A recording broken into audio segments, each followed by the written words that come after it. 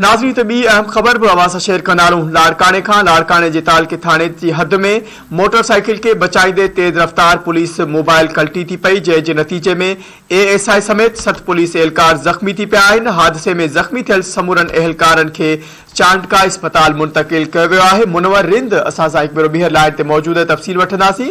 मुनवर, इन ई हवाले सां अपडेट कजो, छा तफ़सील आहिनि?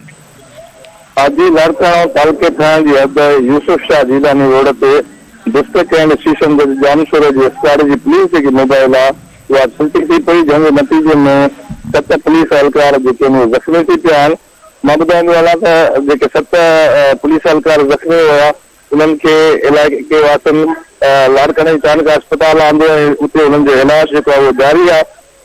ज़ख़्मी में हेठि आहे निज़ामुद्दीन सोलंकी, पुलिस एहलकार अब्दुल गनी, बुरहमानी, हाकिम अली ऐं ॿिया जेके उहे शामिल आहिनि। इहो ॿुधाए थो यूसुफ शाह जिलानी वटि अचानक मोटरसाइकिल आॾो आई, ब्रेक लॻाइण खां पोइ उनखे बचाईंदे जेको मोबाइल गलती थी, जंहिंजे नतीजे में पुलिस एहलकार ज़ख़्मी थिया।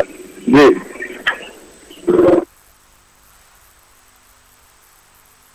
मुनवर, अपडेट करण लाइ वॾी महिरबानी।